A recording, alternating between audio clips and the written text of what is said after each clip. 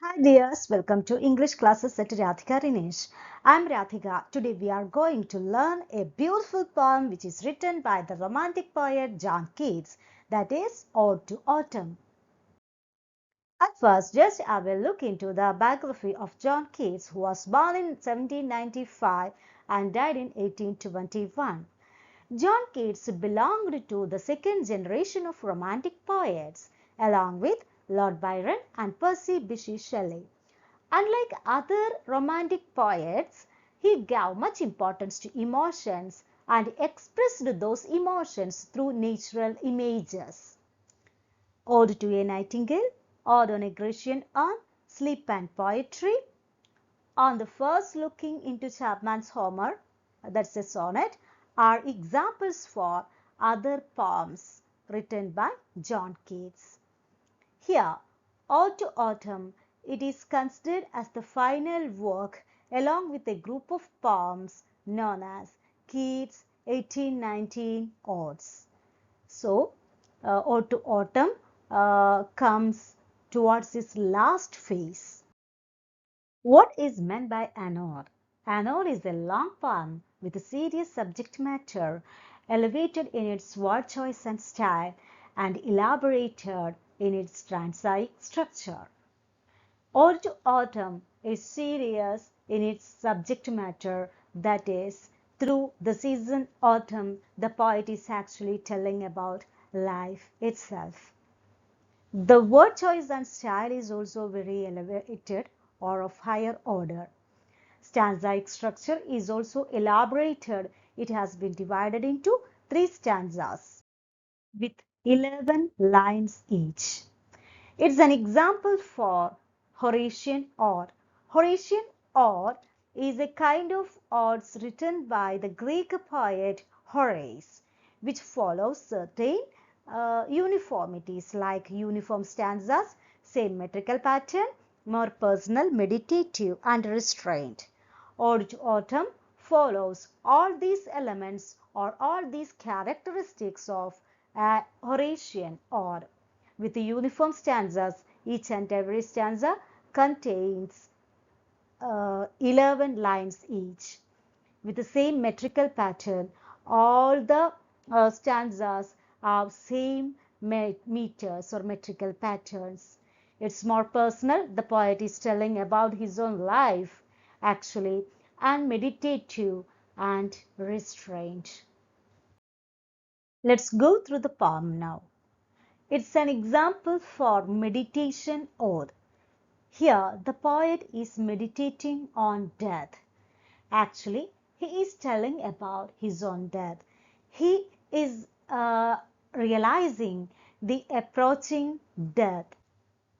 Three different stanzas are there in this poem, which describes three different aspects of the season. The first stanza is describing about fruitfulness. The second one is of labor, and the last stanza describes ultimate decline. Or mid-autumn, early autumn, mid-autumn, then the approaching of winter are described in these stanzas. Actually, he is telling about morning, afternoon, and dusk in three different stanzas. The first stanza is telling about the morning, that is the beginning of life. Then the second stanza is describing afternoon autumn, that is labor or as well as the middle of life. Then the last stanza is telling about dusk. Dusk means the towards the end of the life or the last part of life. He has filled or embedded the stanzas with a lot of images from nature. At first, he is telling that autumn is conspiring with maturing sun to load and bless fruits to the vines as well as fill core all fruits with the ripeness to the core. There is another beautiful imagery in this stanza of bees. until they think warm days will never cease, for summer has overbrimmed their clammy cells. The bees are thinking that these summer days or these warmer days will never end because they have already filled their clammy cells, their honeycombs with honey. It is overbrimmed. Overbrimmed means it is full. Some of the images on motion are swelling, bending, and plumping are used in this stanza. The first stanza is telling about the beginning of life there. All the trees and vines were filled with fruits, and he is asking the autumn to conspire with the sun to fill all these trees and vines with the fruits and fill all the fruits with the ripeness to the core. The second stanza is very beautiful because the poet is personifying all the autumn season to a goddess who is sitting, resting, and watching all the processes that are being happened during the autumn season. Sometimes she is there at the granary and because the granary is full, it is filled with fruits and vegetables and grains. Autumn season is there, or the goddess of autumn is there in the granary. Then sometimes her hair is being lifted by the winnowing wind. Winnowing means a process with wind, that is it's a kind of separating rice from husk or chaff.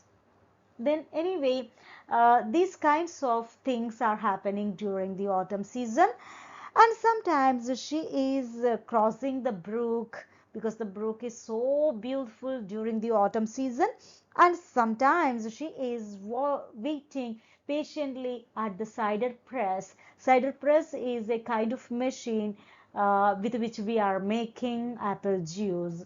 So everything or everywhere we can witness a kind of luxury.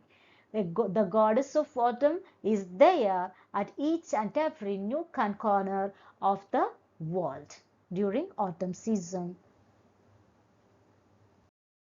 In the last stanza, the poet is telling about the music of autumn.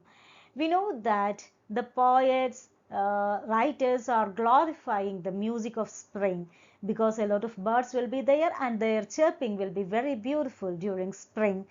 Here, the poet or John Keats is telling that autumn has its own music.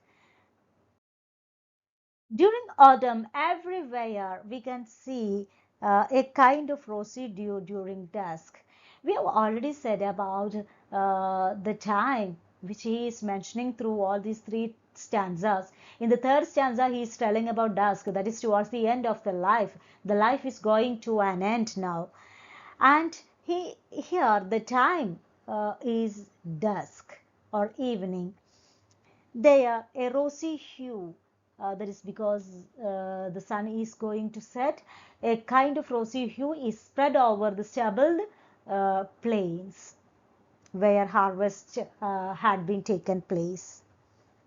The music is formed by the full grown lambs, whistling of redbreast and chirping cricket, these things formed the music of autumn. Some people may think that these voices or these kinds of voices are not sweet. They are a kind of noise. But here, John Keats is telling that this voice is coming from nature. This can create a very good as well as a very beautiful sound which is very close to nature. This stanza is also filled with images. Let's conclude the poem now. Here autumn represents growth, maturation and death. In the final stanza, Keats is actually telling about the approach of death. With the approach of night, he is actually telling about death is coming to him. Some other poems are there which played very crucial while he was writing this poem. They are um, Virgil's Georgics, Edmund Spenser's Mutability Cantos, Samuel Taylor Coleridge's Frost at Midnight, etc. Some comments on this poem are: Winter descends here as a man might hope to die with a natural sweetness. Here he wants to, that is, he is preparing to die. We know that he was a TB affected person, and at each and every moment he was expecting death. Here he is actually preparing for his death with some amount of sweetness, a very personal expression of desire for health. This, even though the theme is coming to death at last, it is very optimistic. It is an optimism for health. It conveys an interpretation of livingness and dyingness as contained in the very nature of autumn. So all these things, that is, these are the comments made by different critics on Ode to Autumn. Ode to Autumn is a very romantic poem which um, goes with a lot of images and elevates us to a very elevated mood, or a very romantic, or a very flying like a mood. Okay, anyway, this is a very beautiful poem. Read the text at first. While you are reading the poem, you can witness filled granaries. Granaries are filled with a lot of fruits and grains. Then you can witness the goddess of autumn, who is sitting amidst of harvesting. Her hair is beautifully flying according to the winnowing wind. She is crossing the brooks. You can listen to the music of autumn, which consists of the bleating of lambs, the twittering of sparrows, or the chirping of crickets, etc. So anyway, this is a very beautiful poem, and it is a very beautiful romantic poem. Now it's time to conclude. Okay, thank you. Bye bye. Have a nice day.